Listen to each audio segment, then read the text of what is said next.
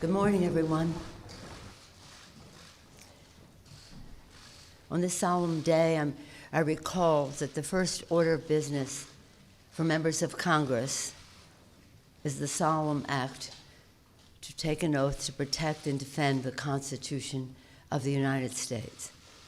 There's great respect and gratitude that I thank the chairs of the committees, the 6 committees who have been working to help us honor our oath of office.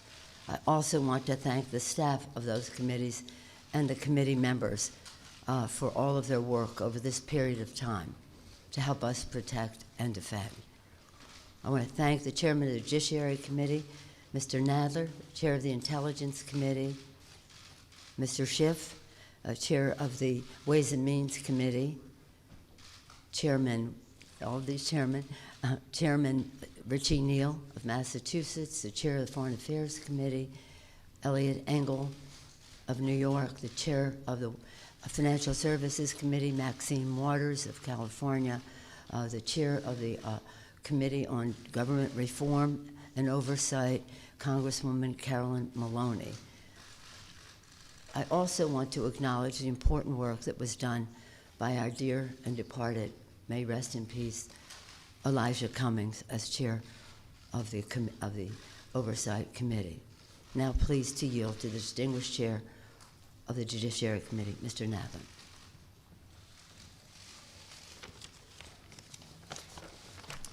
Thank you, Madam Speaker. Over the last several months, the investigative committees of the House have been engaged in an impeachment inquiry into President Donald Trump's efforts to solicit foreign interference in the 2020 elections, efforts that compromised our national security and threatened the integrity of our elections.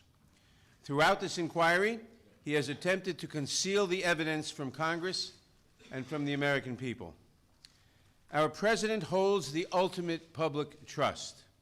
When he betrays that trust and puts himself before a country, he endangers the Constitution, he endangers our democracy, and he endangers our national security.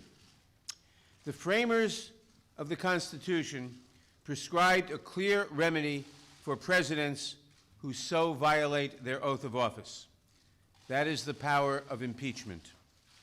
Today, in service to our duty to the Constitution and to our country, the House Committee on the Judiciary is introducing 2 articles of impeachment charging the President of the United States, Donald J. Trump, with committing high crimes and misdemeanors. The first article is for abuse of power. It is an impeachable offense for the President to exercise the powers of his public office to obtain an improper personal benefit while ignoring or injuring the national interest. That is exactly what President Trump did when he solicited and pressured Ukraine to interfere in our 2020 presidential election, thus damaging our national security, undermining the integrity of the next election, and violating his oath to the American people. These actions, moreover, are consistent with President Trump's previous invitations of foreign interference in our 2016 presidential election. And when he was caught, when the House investigated and opened an impeachment inquiry, President Trump engaged in unprecedented, categorical, and indiscriminate defiance of the impeachment inquiry. This gives rise to the second article of impeachment for obstruction of Congress. Here, too, we see a familiar pattern in President Trump's misconduct. A president who declares himself above accountability, above the American people, and above Congress's power of impeachment, which is meant to protect against threats to our democratic institutions, is a president who sees himself as above the law. We must be clear. No one, not even the president, is above the law. I want to recognize the great contributions of the investigative chairs, particularly Intelligence Committee Chairman Adam Schiff, Foreign Affairs Chairman Eliot Engel, Committee on Oversight and Reform's former chairman, the late Elijah Cummings, and its new chairwoman, Carolyn Maloney, Financial Services Chairwoman Maxine Waters, and Ways and Means Chairman Richard Neal, who helped lay the foundation for the articles we are introducing today. I also want to thank my Judiciary Committee colleagues who were critical in our work to hold the President accountable and in the drafting of these articles. Later this week, the Judiciary Committee will meet to consider these articles of impeachment and to make a recommendation to the full House of Representatives. We do not take this action lightly, but we have taken an oath to defend the Constitution. And unlike President Trump, we understand that our duty, first and foremost, is to protect the Constitution and to protect the interests of the American people. That is why we must take this solemn step today. Elections are the cornerstone of democracy and are foundational to the rule of law. But the integrity of our next election is at risk from a president who has already sought foreign interference in the 2016 and 2020 elections and who consistently puts himself above country. That is why we must act now. I want to turn now to Chairman Schiff, who will explain the evidence that supports these articles and the need for us to act with such urgency today.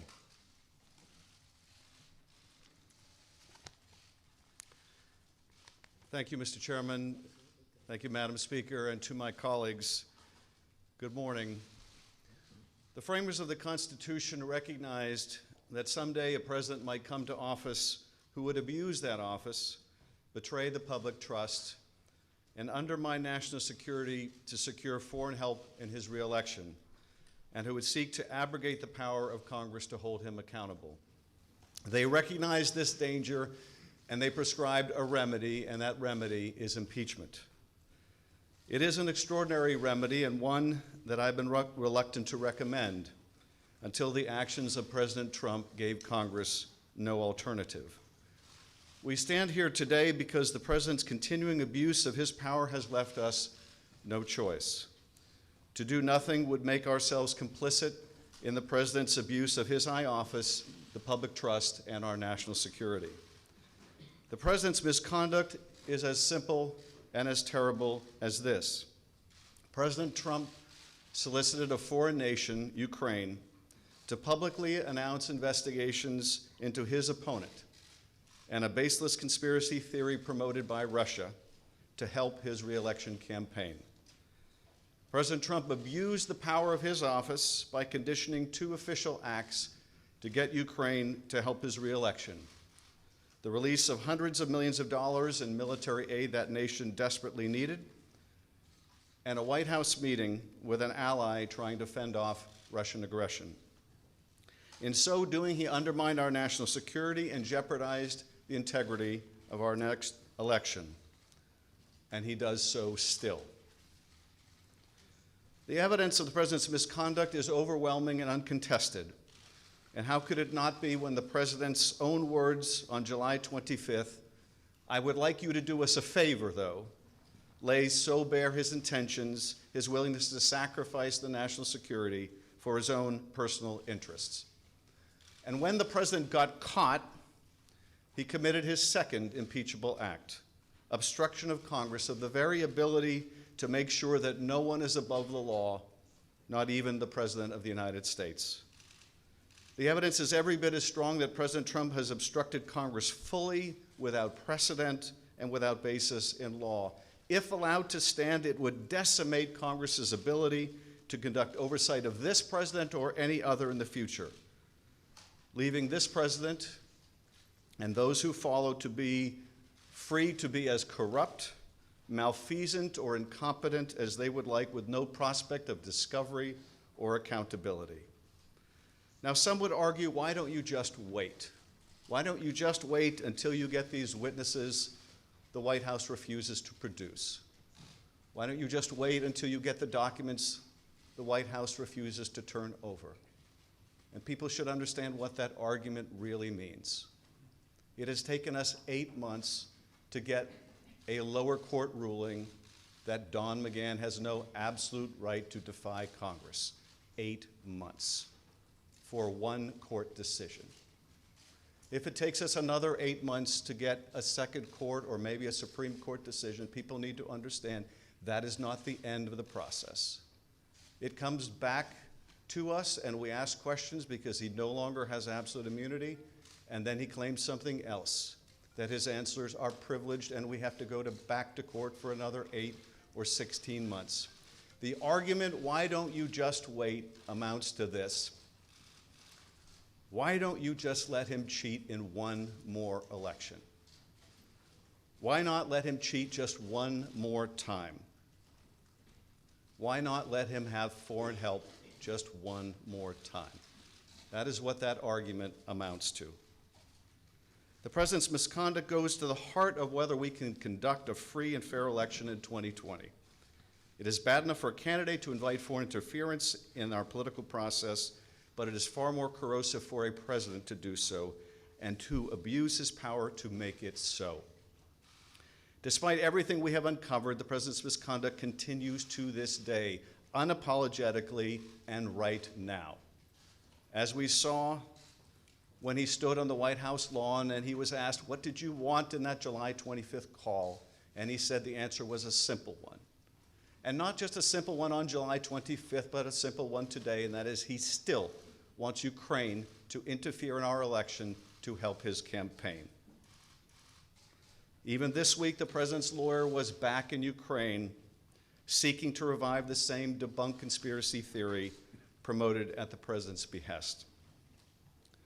Which gets to the final and most pernicious of the arguments that we have heard in the president's defense, that the president can do whatever he wants under Article 2, including get foreigners involved in our elections, and we should just, to quote the president's chief of staff, get over it. Ben Franklin said, we have a republic if we can keep it. The president and his men say, you can't keep it, and Americans should just get over it. Americans don't get to decide American elections anymore, not by themselves, not without foreign help. For the members of Congress, this is not a question of fact because the facts are not seriously contested. It is rather a question of duty. The president's oath of office appears to mean very little to him, but the articles put forward today will give us a chance to show that we will defend the Constitution and that our oath means something to us. I thank you, Mr. Chairman.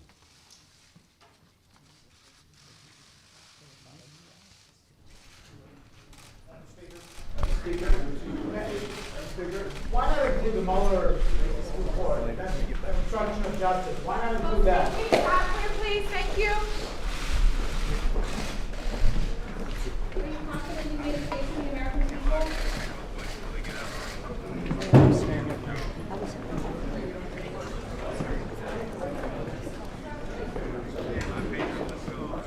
Are you okay with leaving Mueller as a separate article?